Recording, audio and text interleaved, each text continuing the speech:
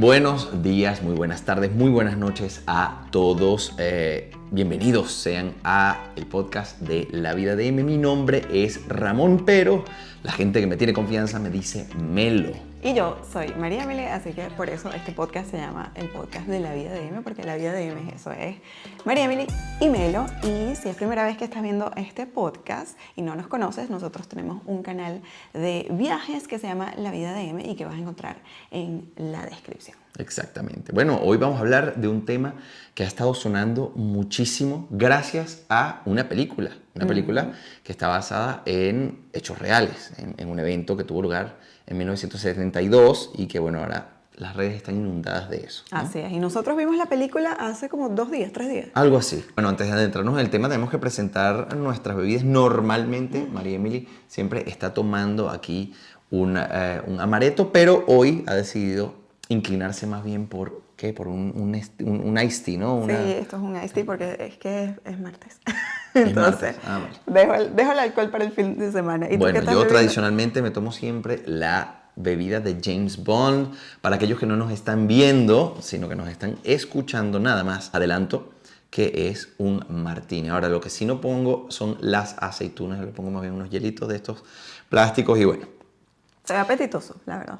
Ya, para que veas. Para aquellos que no nos conocen, que están viendo esto por primera vez, sepan que nosotros vivimos en Suiza. Nosotros vivimos en Suiza, yo he vivido en Suiza más de la mitad de mi vida, he vivido casi 20 años, llegué aquí de niño, ya con el tiempo soy suizo, nuestro hijo es suizo. María Emily todavía no es suiza, pero ¿qué tiene interesante Suiza y por qué hemos decidido tocar este tema? Bueno, en Suiza hay mucha nieve, los Alpes, muchas montañas y hay muchas zonas en donde se consiguen temperaturas bajo cero. ¿Cómo es vivir o cómo es lidiar con temperaturas tan extremas? Ahora, sí tengo que decir que estos chicos de la tragedia, los de la película, ellos lidiaron con temperaturas que estaban por debajo de los 30. Sí. Quiero decir, menos 30. ¿no? Sí. ¿Qué es lo más frío que has tenido que estar tú? Creo que en el sitio más frío en el que he estado, y es el sitio también más alto al que he estado, fueron 3.600 metros en el Monte Fuerte de aquí de Suiza, se llama así, el Mont Fort. Y creo que hacían menos 15, si no me equivoco. Aquella vez, Creo. por ahí andaba. Creo que eran menos 15. Menos 15. Una cosa helada. O sea, yo primera vez que veía la nieve y fue increíble. Pero justamente, o sea, me gusta hablar de esto porque no es lo mismo ver la película y entender por lo que ellos pasaron desde mucha distancia, por supuesto. Si ya has vivido el invierno, si vives en un país en donde hace frío versus si nunca has vivido esas temperaturas extremas, ¿no? Exactamente. ¿Tú qué temperatura? Yo creo que la misma, ¿verdad? No, yo una vez en la montaña de Nodal llegué a menos 17. Estaba helado. Porque una cosa es la temperatura y también es la sensación. Claro, eso es muy importante explicarlo y aclararlo para aquellas personas que no viven en países en donde hay inviernos o inviernos tan fuertes, ¿no? Porque en España, por ejemplo, hay inviernos, pero si no vas a los picos, no tienes que lidiar con temperaturas como estas, ¿no? Por ejemplo, en Galicia, donde es mi familia. Pero cuando tú ves el termómetro y dice menos 15 y luego tienes sensación térmica de menos 25, ya es una cosa diferente, ¿no? Porque la temperatura que marca el termómetro evidentemente es la temperatura real, pero la sensación es lo que tu cuerpo percibe que es. ¿Por qué? Porque el viento, la humedad, entre otras cosas, pueden hacer que tú percibas que hace mucho más frío de lo que es. Entonces, queríamos hablar de esto porque además a nosotros nos gusta mucho, luego de ver una película, como que ver los hechos y buscar información y todo esto, y lo hemos estado discutiendo. Y hay un montón de cosas súper interesantes que yo no he escuchado a la gente hablar sobre esto. Y pues queríamos compartírselos hoy, porque a mí la primera cosa que me llamó la atención, y es que yo no soy supersticiosa. ¿Tú eres supersticioso? Cero, ¿Cero? nada. Bueno, ¿tú sabes qué día era el día en que se cayó el avión? No sé, martes 13. Un viernes 13. Un viernes 13. Un viernes 13. Bueno, pero eso es pura coincidencia. Sí. Pero bueno, es la cosa de que... Y claro, tú dices, bueno, el día que pasó el accidente, pero el primer día que ellos se montaron fue un 12 de octubre. Claro. Porque la gente tampoco habla del hecho de que ese vuelo era de un equipo de rugby uruguayo y ellos salen de Uruguay y paran en Argentina. O sea, hay un primer vuelo que no se ve en esa película, en donde ellos paran en Mendoza. Y después de allí es que ellos siguen hasta atravesar, por supuesto, la cordillera de los Andes y ahí es donde ocurre el problema. Pero, ¿por qué ocurre el problema? ¿Por qué se cayó el avión? Pues por poca visibilidad, por la tecnología del momento, por un sinfín. Bueno, la mayoría de los accidentes aéreos siempre son lo que se llama un queso suizo. No sé si estarán familiarizados con el término, lo que es un queso suizo. Y eso se utiliza sobre todo en ciencia de cohetes, ¿no? En ingeniería de cohetes, todo lo que va al espacio. ¿Por qué? Porque los accidentes no ocurren porque una cosa salió mal, sino porque varias cosas, una sucesión de eventos han llevado a la calamidad. ¿Por qué es queso suizo? Porque digamos que el error es un láser, ¿no? Una línea. Entonces, imagínate que tú tienes lonchas de queso, ¿no? Entonces, digamos que algo salió mal, atravesó la primera loncha de queso, pero la segunda loncha de queso a lo mejor lo bloquea. Pero si cae justamente en que hay otro agujero, es decir, un segundo error, atraviesa la siguiente loncha. Y va atravesando lonchas de queso hasta que al final atraviesa todo el queso. Claro. ¿No? Entonces, eso es el queso suizo. En la mayoría de los accidentes aéreos y los accidentes de cohetes espaciales, vamos, son precisamente quesos suizos. Entonces yo creo que esto también fue un queso suizo. Sí. Bueno, o sea, la gente habla del hecho de que fue totalmente culpa de los pilotos. Sí, por muchas razones. La primera es porque había un exceso de confianza que hizo que no se controlara una cosa muy básica, que es el tiempo. Claro. Es el tiempo, porque cuando tú ves el gráfico de lo que ellos tenían que hacer, es muy interesante. Ellos tenían que ir desde Mendoza y cuando ustedes ven la primera escena en donde ocurre el accidente, ¿recuerdas qué es lo que le dice el piloto? Estamos en Curicó. En Curicó. Exacto, porque ahí es donde se tiene que atravesar. No puedes ir recto. Tú lo que tienes que hacer es, imagínense que Mendoza está aquí. Mi brazo es la cordillera, aquí. Todo esto es montaña. Y tú simplemente no puedes ir, y ellos iban para acá, pero tú no puedes ir recto, así. Tú tenías que pasar por el punto más bajo de la cordillera, que era ese, Curicó, y luego seguir así. Pero ¿qué ocurre? Que ellos no se dieron cuenta de que solo 16 minutos después, porque el accidente, y eso lo transmite muy bien la película, porque sientes que es muy rápido. Claro. Sientes que ellos se montan y que ahí mismito fue. Claro. Y es que fue así, fueron Claro. 16 minutos. Entonces los pilotos no vieron, porque en 16 minutos no atravesabas y no llegabas a Curicó, era imposible. Claro. Era mucho más, no sé calcularon cuánto. mal, pero bueno, un queso suizo. Un queso suizo. Y entonces, bueno, pues ahí ocurre eso y ellos en vez de pasar la cordillera, van hacia el norte de la cordillera y ahí es donde pues ocurre El desastre. el desastre. Tremendo. Bueno, a mí de lo que más me sorprendió fue, o de las cosas que más me sorprendieron fue ver que sobrevivieron tantos a un accidente aéreo. Sí. Que generalmente... Eso es algo que también cuando escuchas a los reales protagonistas de la historia es muy interesante porque ellos dicen, ya va, pero ellos hablan de qué milagro, del milagro del hecho de que nosotros hayamos sobrevivido o del milagro que caímos vivos en la cordillera. O sea, ese es el verdadero milagro, que caímos vivos los que caímos, porque la mayoría se... Bueno, pero es que la nieve te acolcha bastante, eso lo saben los esquiadores también muy bien, ¿no? Sí. De hecho, uno de los principios del esquí es que cuando te caes, relaja el cuerpo entero. Claro. Entonces así no te pasa nada. Bueno, mientras sea nieve polvorosa, que eso también lo hablan allí, que decían como que ya esta nieve se secó, donde ellos están subiendo, y es muy difícil caminar, porque es hielo duro. Pero bueno, pero cuéntanos sobre la nieve, las formas que tiene la nieve, porque la nieve no es como las películas estadounidenses. La nieve no es ese polvito hermoso y maravilloso que ustedes ven y que hay que a veces quitar un poquito de la puerta y que ustedes están calentitos en casa y afuera está todo nevado de bonito. Caliente. No, la nieve tiene muchas formas, de las cuales el 90% son molestas, ¿no? Bueno, yo tengo que confesar, soy enemigo natural de la nieve. Yo nunca la he disfrutado, no me gusta. Siento que salir a trabajar con nieve es de las peores experiencias que puedes tener. Pero bueno, hay mucha gente que... Por eso nos pegó tanto ver la película. Claro. Porque nosotros decimos, sí, nada más salir. Nosotros, cuando estamos en casa, nada más salir es duro. Imagínate lo que es pasar la noche y vivir allí. No. Y más allá de todas las otras calamidades que tuvieron que vivir, incluso si tú estás en un hotel, imagínate, pero tienes que vivir nada más el frío, si tuvieses comida y todas las otras comodidades, es horrible. O sea, realmente es difícil. Es muy difícil. Pero hablando de las formas, la primera es la nieve polvorosa, que es la primera que cae. Claro. Es esa nieve que parece como polvo, como azúcar, como... Sí, es una nieve que tú le haces así y sale Es como muy volando. suave. Es muy suave, es suavecita. muy agradable al tacto. Sí, y hace como... Cuando la Sí, aprietas como- hace como crujidos. ¿sí? Exacto. Después esa nieve, cuando se empieza a derretir, se transforma en hielo. Y es tal cual un hielo que tú agarres y derritas algo en una superficie muy fría y eso se pone súper resbaloso y comienza a hacerse una mezcla de esa nieve que todavía está un poquito fresca con la suciedad de la calle, con todo lo que hay allí y se transforma en un charco de agua con hielo, con suciedad horrible y No, pues y, nada luego, agradable. y luego, cuando se vuelve a congelar, se hace va una piedra. super piedra que hay que tener mucho cuidado con patear Claro. la nieve, porque ese es un error de novatos, patear la nieve y tú dices, ay, no, le voy a patear porque, sabes, no sé, como película.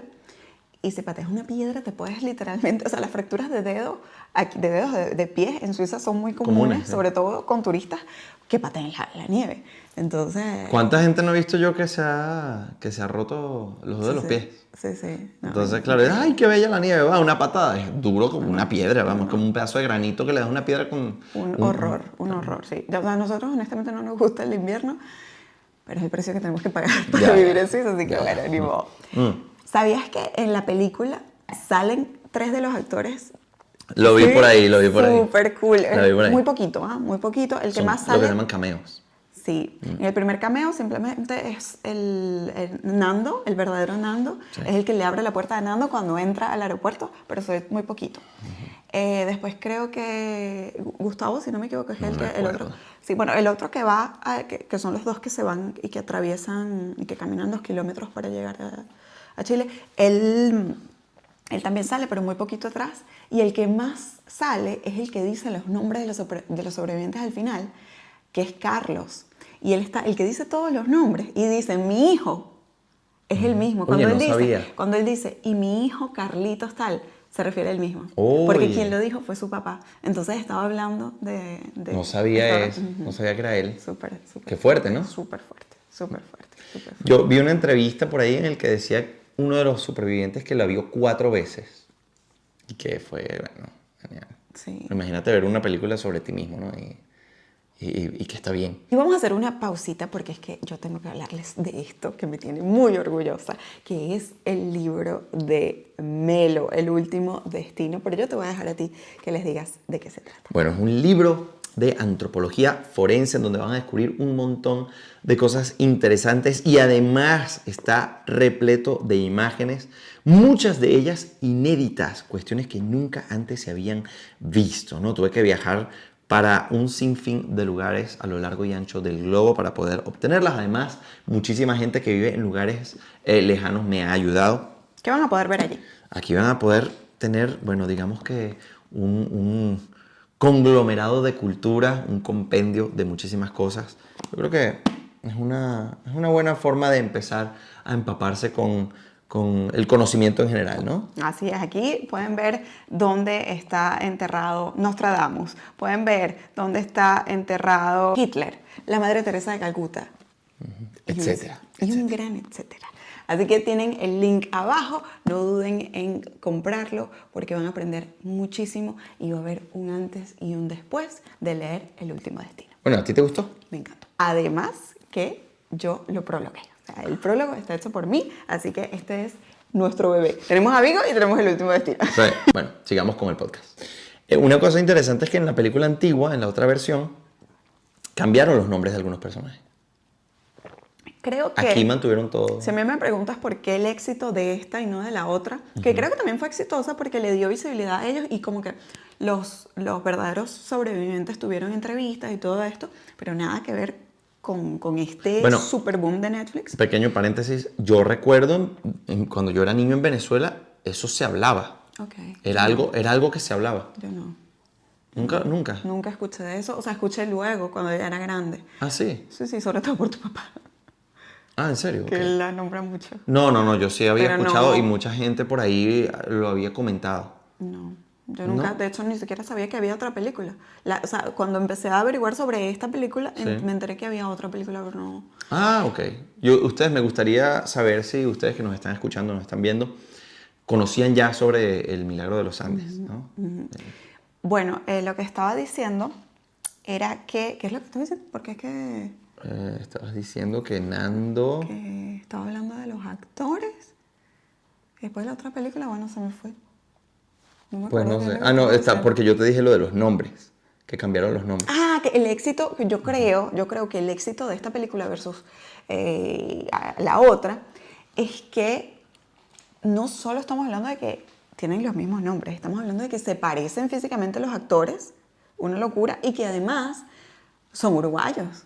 Claro. Y se siente, la esencia está ahí y creo que eso es muy importante transmitirlo porque cuando tú escuchas las entrevistas de los sobrevivientes, una de las razones por las que, por ejemplo, Nando Parrado, si no me equivoco, que es el que llega y con el otro Gustavo y le lanza la carta al campesino y todo lo demás, digamos que ellos dos son por quienes ellos se salvan.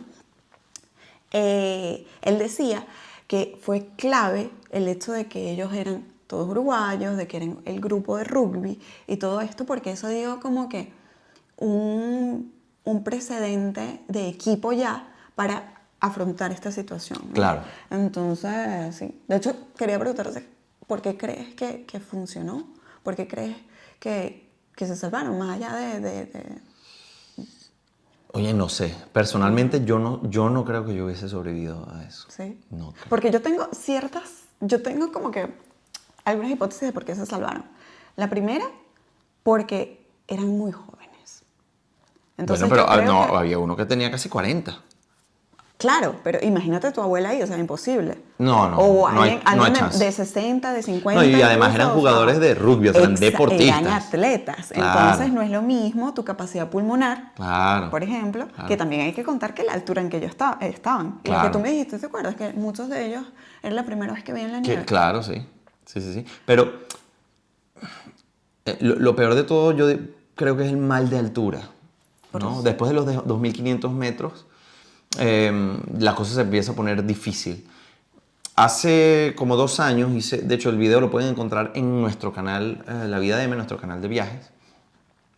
Hice un video allí en donde fuimos a la ruta pedestre más alta de Europa, que está en una montaña que se llama Barhorn, ¿no? En la parte alemana del cantón de Valais, aquí en Suiza. Hasta los 2.500 metros se puede realizar con relativa facilidad.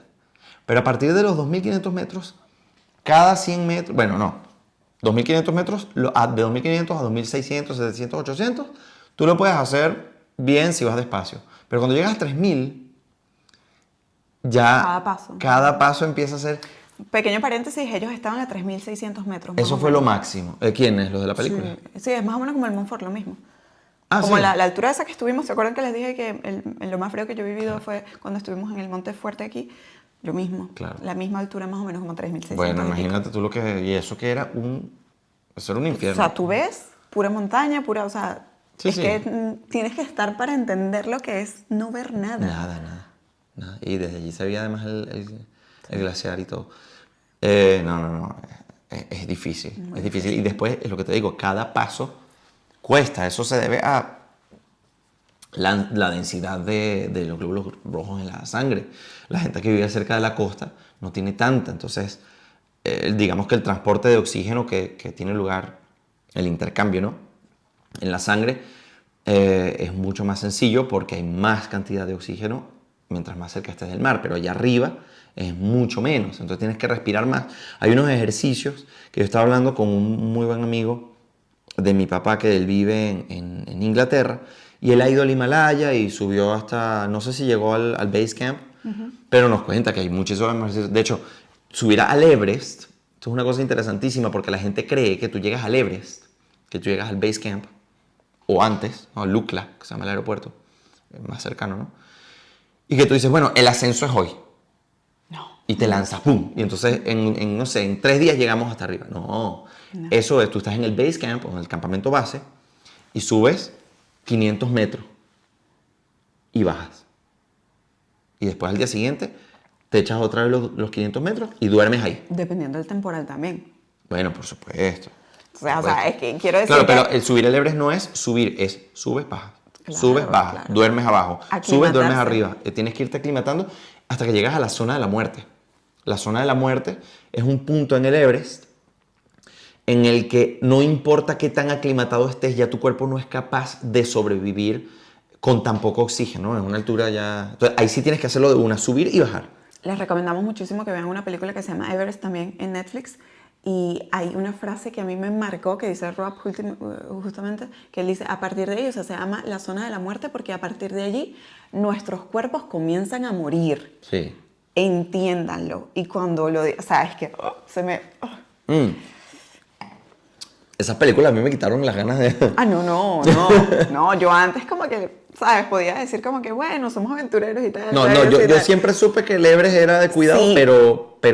Pero no tanto. O sea, yo nunca me imaginé a qué punto, después de haber estudiado todo eso, o sea, no sabía que era de verdad tan No, peligroso. a ver, en un punto, 1 de cada 3 moría.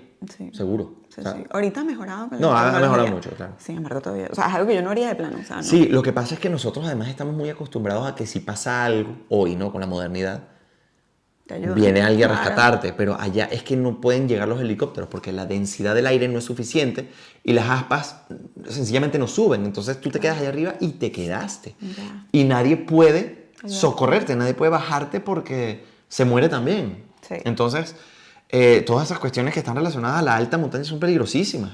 Sí. Y a veces caminos que parecen tontos son mortales. ¿Cuánta gente no se mata aquí al año? Muchísimo, sí, sí. Pero bueno, volviendo al tema de por qué se salvaron, creo que también el hecho de que eran un equipo fue muy importante porque, sabes que cuando comienzas a ver la película te das cuenta de que inmediatamente hay un líder. Y quizás, y eso pasa con muchas otras películas de tragedias o de accidentes, que a veces hay 2 líderes o a veces hay como que un poco de choque o lo que sea. Aquí como que Marcelo, que es el capitán del equipo, dice, ok, tú tienes que hacer esto, tú tienes... Y fue natural, porque ya era así. Entonces, para mí esas 3 cosas, que eran atletas, que eran jóvenes, Claro. y que eran un equipo, o sea, que ya formaban ese equipo, donde había esa figura del líder, creo que fue Fundamental, vital. ¿no? Sí. Otra de las cosas que a mí me llamó mucho la atención, y te lo comenté cuando lo vimos, que fue justamente Nando y lo que le ocurre en los ojos, ¿te acuerdas? Ah, sí. Que Tú me lo justamente te comentaste, y claro. Mientras veíamos la película, yo se lo comento porque Melo me dice, pero ¿por qué? Me dijiste que ¿por qué tiene los ojos así? No. Yo lo que dije fue, me sorprende que este se haya salvado. Sí, exacto, me sorprende que este se haya salvado. Y yo le dije, créeme que a mí me sorprende más porque él tiene una fractura de cráneo. Paréntesis, para los que no saben, María Emilia estudió medicina 4 años. Lo que sería en Suiza equivalente a un bachelor de medicina, en Venezuela eso no existía. Entonces, por eso muchas veces yo lo estoy comentando algo con ella. Y ella dice, no, eso es porque tal. Y yo, pero ¿cómo sabes eso? Es que estudié medicina. Ah, vale, muy bien. Y bueno, ¿Verdad? No hay tanto mérito. Entonces, ¿qué pasa? Él tenía lo que en medicina se conoce como el signo del mapache, que es esto, porque si ven, el maquillaje es chocante, porque realmente él se ve como, o sea, tiene los ojos, no es que está morado golpeado, los ojos negros así. Entonces, ¿qué ocurre? Que Nando tiene una fractura de cráneo, al punto de que estaba en coma. Lo ponen en un sitio y después la gente pasando, moviendo maletas y tal, lo mueven y él se tumba un poco y cae sobre un poco la base del avión que estaba helada y sin querer le dan el tratamiento para una fractura de cráneo que es un súper frío, o sea, es tratamiento local con frío muy fuerte y por eso él se despierta del coma y por eso mejora, porque tuvo tratamiento sin saber de la nada y por eso Sí, bueno, yo pensaba que estaba eso. muerto, ¿no? Claro, porque estaba en coma y justamente después vemos que se comienza a mejorar y yo te digo, increíble que este tipo se haya salvado y fue así, tal cual. Entonces muy, muy interesante Bueno, eso. de muchos factores, mucha suerte. También, por supuesto. Yo, lo de dormir congelándome ahí, no sé si hubiese aguantado. No, bueno, yo estoy segura que no, porque fíjate que ninguna mujer... También Bueno, fue pero mala suerte. también lo fue de- mala suerte. Tampoco habían muchas. Y las que habían, se les rompió todo. Sí. Y la única que sí tenía como pinta de que podía haberse salvado fue la esposa de uno de los que estaba allí. De los que estaban allí. Y quedó sepultada bajo el hielo como... Había también menos mujeres, no era proporcional, ¿no? Sí, sí. Era un Y equipo masculino de rugby. esa parte es horrible porque lo que dicen... Oye, terrible. Sí. Lo que, ¿saben qué, qué es fuerte? Que la película está muy bien hecha, excelentemente bien hecha. Y todos los detalles que están, pasaron. Entonces, eso que él hablaba, que tus pies estaban sobre el pecho de su esposa, es Claro. totalmente cierto, y él lo dice en las entrevistas.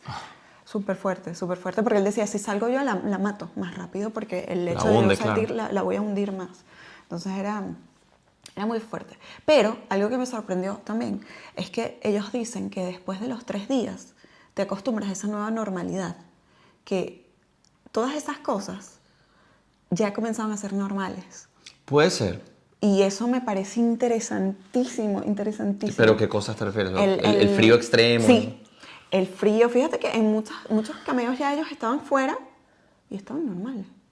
Sí. No estaban, o sea, normales, tú los veías normales. Y ahí podías Bueno. decir, pero, coño, debería tener frío.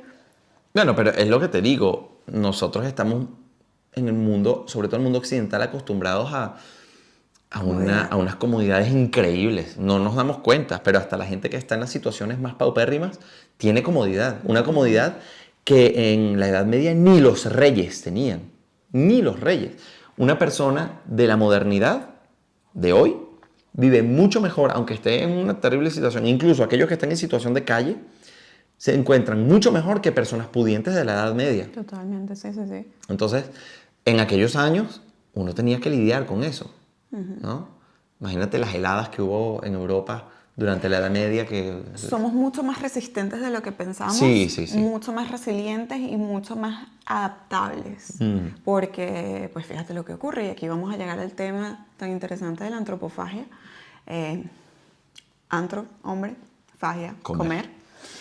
Y esto que justamente no quería que fuese la primera cosa de la que hablábamos, porque me parece que es, digamos, un gesto de respeto hacia los sobrevivientes, porque digamos que esta noticia se hace muy famosa justamente porque ocurre eso, porque se comieron a sus amigos para poder sobrevivir. Sin embargo, yo creo que eso es de lo menos, digamos, increíble de toda esta historia. O sea, pasaron tantas cosas a nivel de organización. O sea, para mí el hecho de que, por supuesto, ocurriera eso fue muy chocante, pero también el hecho de que tuvieran que ver cómo tener agua. Porque tú lo piensas, ay, te comes la nieve así y ya. No, pero no. no. Entonces, pasaron tantas cosas increíbles que Claro. el hecho de que comieran gente, pues no es, digamos, que lo que a mí... Lo que pasa es que eso tiene una connotación más bien religiosa, Sí. ¿no? Entonces, porque había muchos allí que eran muy religiosos. Entonces, para una persona religiosa, no solamente está muy mal visto, sino que es prohibitivo, porque lo dicen las escrituras cristianas, ¿no? No solamente cristianas, bueno, sin entrar en el tema específico, pero eso era uno de los bloqueos mentales que tenían la religión. O sea, para mí no hubiese sido más difícil de lo que implica tener que hacer eso a una persona que, bueno, no era un fallecido, ¿no? Pero en nuestro caso no hay, en mi caso por lo menos no hay connotación religiosa de ningún tipo. Entonces, yo por ejemplo, lo que sería allegados a mí como familiares, ya sería mucho más difícil, ¿no? O un niño. Pero ya después, si es eso o morirme, claramente... De hecho, yo hubiese sido de los voluntarios que se hubiese puesto a facilitar la vida a los demás, digamos. Ellos lo hicieron el día 10, imagínense. No, yo el día 4 ya estaba, te lo aseguro, que ya el día 4 ya yo estaba, mira, nada. No, es que el hambre, o sea, yo creo que no conocemos realmente lo que es el hambre. En estos tiempos, no. No, o sea, el hambre de verdad, el hambre que duele, debe ser horrible, pero me llamó demasiado la atención que ellos dijeron que peor era la sed que el hambre. ¿Ah, sí? Sí, dijeron eso y a mí me impresionó porque yo dije, pero están rodeados de agua, pero congelada. Decían que si te comes la nieve así, te quema la boca. Y claro. es imposible de tragar, por eso tenían que, y uno de ellos, no recuerdo exactamente quién, inventó ese El sistema. sistema, claro. Brillante, brillante. Pero Brillante. es Que era que... una... ¿Quieres explicar el sistema? No, pero Era básicamente unos hierros doblados así que hacían un pequeño surco, que hacían sí, que te daban un ángulo, vamos, para que lo poco que se derritiera cayera en una botellita. Es que, al sol, por supuesto. Entonces claro, el sol derretía la nieve y iban cayendo gotas. claro, Gotas. claro. Y entonces imagínate compartir eso con un gentío. Y, no, es que sin duda alguna. Además que eso allá arriba también da mucha sed. No, no me imagino, o sea, la incomodidad que nosotros tuvimos, yo creo que todo el mundo, ¿no? Al ver la película, pero saber lo que tienes afuera, porque nosotros no, miramos por la ventana y es eso, o sea, cuando caen aquí las nevadas es tal cual, no se ve nada, mi casa está llena, entonces es fuerte, ¿no? Es realmente fuerte. Bloquean todo, además. Sí. Porque una vez me acuerdo que yo venía desde Ginebra y cayó una nevada tan fuerte en un día, en una noche, en un día, que el último tren no pudo pasar y la gente se tuvo que quedar a dormir en un gimnasio en otro pueblo, como a una hora y media por ahí. Sí. No, es que la nieve es cruel, es implacable y cuando la gente dice, es que a mí me gusta el frío, prefiero el frío que el calor. No has vivido frío de verdad. No. Otra cosa súper increíble. Uno de ellos, si no me equivoco, fue Fito. No sé exactamente. Ha vuelto a la cordillera 13 veces. Pero para mirar. Bueno. Como, lo que pasa es que yo creo que vives algo así. Mucha gente necesita como sanar esas cosas de esa forma, ¿no? Sí. ¿Sabes quién hizo eso? Refiero. Uno que nosotros conocemos, ¿Qué? que tuvo un accidente muy traumático. Él volvió al sitio. ¿Volvió al sitio? Volvió al sitio. Sí. Para poder sí, digerirlo. porque muchas veces necesitas como que trabajar eso y como... Sí, es humano, yo creo.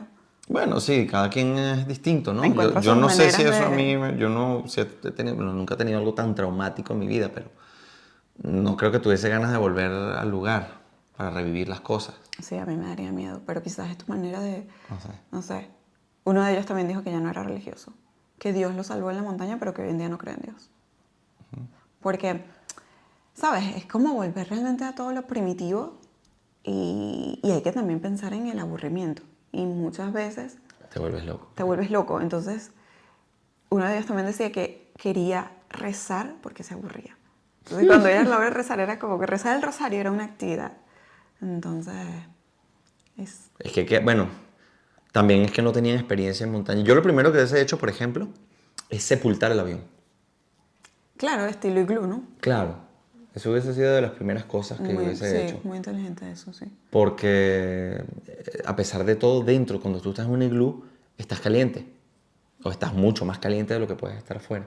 Entonces, claro, hay que considerar, pero yo lo pienso así porque estoy en la comodidad de mi casa. Cuando tú estás en esa situación, a lo mejor estás pensando en tantas cosas que lo último que estás, que lo último que pasa por tu mente es lo que vas a hacer con el avión. El avión está ahí y no se va a mover hasta que llegue una ventisca, una avalancha o lo que sea y ahí sí se mueve, ¿no? Pero yo hubiese intentado, de todas las formas posibles, intentar, sí, sepultar el avión. O no sepultarlo, pero, ¿sabes? Compactarlo con nieve por fuera y tal, y que no estuviera tan expuesto. Bueno, más o menos lo que ocurrió después de la avalancha. Porque Claro, decían la avalancha así y quedó, después- así quedó. Eventualmente fue así que quedó. Lo de la avalancha fue fuerte. Increíble, increíble. Ellos decían Mala suerte también. que como quedaron en negro todos, o sea, porque viene una avalancha, ellos están en lo que queda del avión, viene la avalancha, quedan completamente sepultados y entonces no veían nada y empiezan a encender mecheros y dicen, no. No, se quedan sin aire. Claro. Porque el fuego consume oxígeno, entonces te Claro. vas a quedar sin aire. Entonces, súper fuerte, súper fuerte. No, y además sin saber qué tan profundo estaban. Bueno, a lo mejor tenían 1 o 2 metros encima.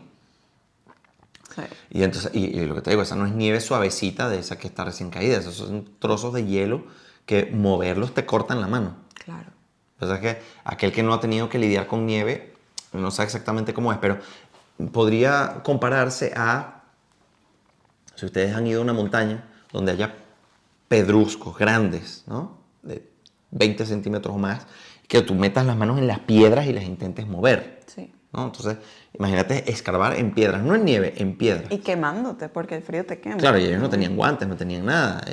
De hecho, a mí más bien me sorprende que hubiesen vuelto con todo, porque normalmente la gente pierde la Sí. nariz, pierde los oídos, pierde los dedos. En el Everest, por ejemplo, es muy común perder Sí. dedos, perder... Casi todo el mundo que va al Everest pierde dedos. Deja un recuerdito. Deja un allá recuerdito, arriba. sí, sí, sí. Sí. No. No, a mí también me sorprende que estén entre... Uno de ellos nada más tenía como una oreja, pero bueno, puede ser que... Hombre. Cualquier otra cosa, o una herida. Claro. Pero me sorprendió mucho que tenían... sí, eso. ¿Tú crees que todos tú sus hubieses dedos. aguantado la pela ahí? No. Entonces muerto. Sí, yo creo que sí. Yo creo que sí, porque... No sé, bueno, también había pocas mujeres, pero no es casualidad que ninguna sobrevivió. No sé. No sé, honestamente. No sé, yo creo que no lo hubiese logrado. Pero a lo mejor sí. Pero lo de comer y todo esto, yo creo que sí. No, yo sí ahí lo no hubiese tenido podido- ningún... Sí lo hubiese podido hacer. Porque además dicen que no tiene sabor. Bueno, Porque estaba congelada, además. claro, algo que decían es que ellos no querían hacerlo, esperaron lo más posible, porque imagínate que llegaba la ayuda. Claro. Entonces, llegaba la ayuda y tú ya le echaste dientes a uno ahí y llega la ayuda al día siguiente. Entonces, imagínate qué mal habiendo podido soportar un Claro. poco más. Pero yo después de escucharlo de la radio, de que no vamos a buscarlos más, se cancela hasta nuevo aviso. Ah, no, ahí sí ya... Ellos dicen que hubo un cambio después de eso, que eso fue como que hay un antes y un después de escuchar esa noticia. Claro. Porque antes todo estaba como que muy pasivo. Esperemos, van a venir, pero una vez que escuchan la noticia es como que ya. O sea, tenemos que, ahí es realmente sobrevivir. Antes era como que vamos a sobrevivir hasta Aguantar, que claro. aguantar.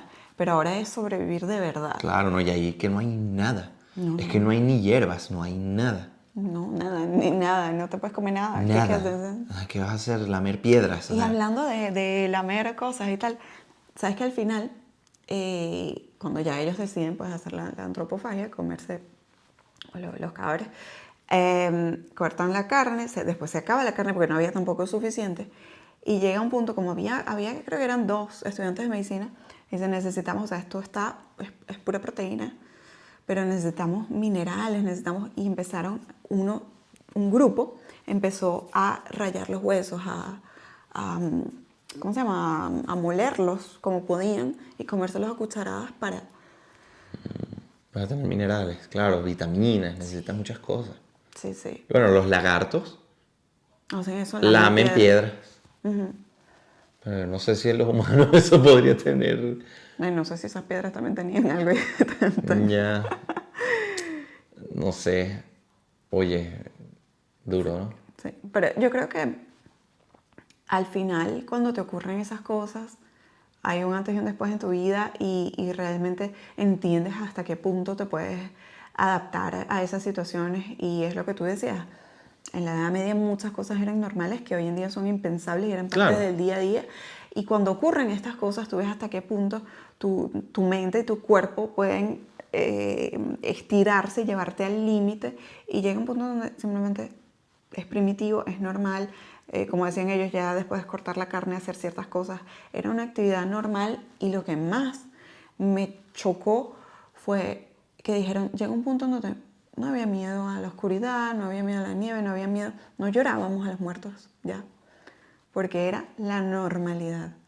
Y eso me hizo pensar un poco en lo que nosotros vivimos en Caracas y en lo que muchos de ustedes, si son de Latinoamérica o de cualquier otro país que tenga graves problemas de seguridad, ha vivido, en donde la normalidad en esos sitios es anormal en cualquier otro sitio. Sí. Por ejemplo, que a nosotros nos digan, ¡ah!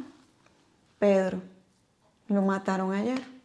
Ay, ¿cómo? Llevaba una cadena de oro. ¿Quién se le ocurre? Él también. Él también. Pero ¿Para es qué que él se también, pone? ¿para qué se pone? Claro. Es que, claro, le quitaron el carro y él no lo dio. Claro. Ay, porque claro, normal. Sí, sí, normal. Normal. La gente dice, ¿normal? ¿Que Normal. normal? No, No, no es normal. no es normal. La reacción normal a esas cosas es la reacción que tiene un suizo cuando yo le cuento eso. Ya se traumatizaba, sí. Bueno, ellos lo entienden, pero no... Ellos lo entienden, no sé si entender es la palabra correcta. Ellos le Procesan. encuentran la lógica, lo procesan, pero no son capaces realmente de asimilar una cosa así. ¿No? diferentes realidades. Es que el tener miedo a la muerte y a ver la muerte, esas son cosas que yo... Claro. Eso me lleva a los ¿cómo se llama? Los Trestless. Los animales de Harry Potter. ¿Saben qué? Si han visto Harry Potter o han leído los libros de Harry Potter... Trestles, era. Creo que eran. Ellos llegan en la cuarta o quinta película. Una de las películas, él llega, había unas carretas que se tiraban solas, se movían solas, y en realidad no se movían solas, las tiraban unos caballos, una especie de caballo negro, ¿no? Y esos caballos negros, Harry Potter los podía ver, pero los demás no podían verlo. Y resulta que había una condición necesaria para poder ver esos animales. Luna los podía ver. Entonces, ¿cuál era la condición? Que tú tenías que haber presenciado la muerte. Tú tenías que ver cómo a alguien lo mataban. Entonces, Harry, por supuesto, los padres los habían matado. Y él podía ver a los animales, pero los demás no. Entonces, ¿tú podrías ver uno? Sí. Yo no. Sí, porque yo cuando estudiaba medicina, pues vi Sí. mucha muerte. Muerte de tiempo. Evidentemente trabajábamos y estudiábamos con cadáveres que estaban conservados en formol. Entonces, es algo que Eso yo lo vi de niño. A mí me llevaban a... Y fresco también, porque en la emergencia, No, cuando pero hacemos las guardias, una persona que tú ves que estaba viva y murió. Sí, eso no lo he visto yo nunca. Nada, que un vivo que... Sí. Bueno, tú ves que estaba viva, pero que estaba... Sí. Guindando. Es fuerte. Hay muchas cosas que son muy fuertes. Por ejemplo, el olor a carne humana quemada. Eso no Eso lo es he oído un yo. olor muy particular y es un olor que es realmente desagradable, porque bueno, evidentemente huele a eso, pero huele como a hierro Es difícil de describir, pero es un olor tan particular, o sea, todavía lo recuerdo. Y eso ellos también dicen que cuando veían la película les llegaban los olores. ¿Ah, sí? Sí. Imagínate que olía eso. Sí. Bueno, es que yo te pongo ahorita, por ejemplo, una estación de metro de Venezuela y quizás, o te pongo muchas imágenes de Venezuela, Yo hay ciertas cosas que sí podría. Yo me concentro y vuelo a la central, la Universidad Central, que es donde yo estudié. Me concentro y vuelo el metro de Caracas, me concentro y vuelo a mi casa. No, yo no llego a tanto, creo. Yo sí puedo. ¿Te puedes concentrar y oler Estados Unidos? El olor de Estados Unidos. ¿Te acuerdas que nosotros hablamos? Lo que pasa es que tú también eres mucho más sensible a eso que yo. Sí, pero ¿te acuerdas que lo hablamos? Que decimos, Estados Unidos huele a Estados Unidos. Como a plástico, con nuevo, como aire acondicionado. Sí. Yo me concentro y lo... Sí. Lo que, Ahora que lo dices, sí, pero para mí es algo muy efímero. Bueno, quizás es porque no están tan en contacto con tu olfato. Bueno, yo creo que es olfato y gusto. Sí. No, los míos sí están bien desarrollados, entonces quizás es eso. Pero bueno... Yo tengo buen oído y buena vista. Sí, y buen tacto. súper buena vista, sí. Buen tacto también. Pero olfato y gusto, de los 5 sentidos, esos dos no. Sí, entonces bueno, lo que decíamos era eso, que llega un punto en donde ya eso es lo normal y se moría la gente y ya no la lloraban, ya eran como que todo estaba muy automatizado, ¿no? Y te pones a ver y tampoco, o sea, dentro de lo que cabe, y de verdad discúlpenme, esto va a sonar duro, pero no fue tanto tiempo, pero claro, sí, María, quédate ahí un día y de verdad que tanto tiempo. Claro. Pero para el cambio que hay y la adaptación que hay, realmente es poco tiempo, 70 días, algo así. Oye. Y llegaron para Navidad. Ya. Sí. Qué fuerte. Esa era una motivación. Ellos decían como que vamos a pasar Navidad con la familia, vamos, sí podemos.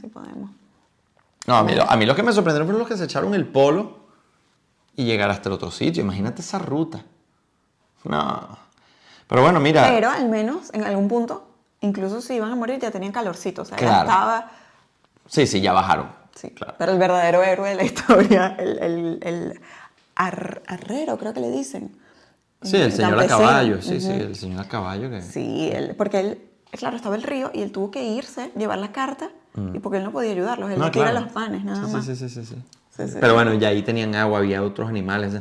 Estaba difícil que se murieran allí. Que de hecho hay una historia buena con lo de los panes, porque el campesino, pues, él tenía su comida, porque él le tenía que dar un recorrido largo, estaba muy lejos todavía de civilización, de al menos alguna casita. Entonces él se llevaba su comida. ¿Qué pasa? Que el que estaba más cerca del campesino era Nando y le hace señas, le tira la carta y, dato curioso, ni siquiera la firma. simplemente dice, somos Uruguay, el equipo de rugby uruguayo, porque él dice, debió haberla firmado, porque al firmarla llegan a saber directamente que éramos nosotros. En fin, que le tira eso. Supieron. Igual iban a saber. Y cuando él le tira comida, porque, bueno, entendió, vio el aspecto, todo, le tira comida, Nando agarra, era pan, y va corriendo hasta, como puede, hasta Gustavo, y le da un pan, lo comparten y se lo comen. Luego, años después, o en ese, cuando vuelven a ver, Gustavo, creo que fue años después, Gustavo le agradece al campesino y le dice, esos 2 panes me supieron a gloria, gracias de verdad. ¿Y sabes qué le dice el campesino? Yo te di como 8. Le dice, ¿qué 2 panes? Yo te di 5. Y el otro dice, pero el boludo aquel que se comió mis panes. Hernando se comió como 4 en el camino y después lo que quedaron se lo dio.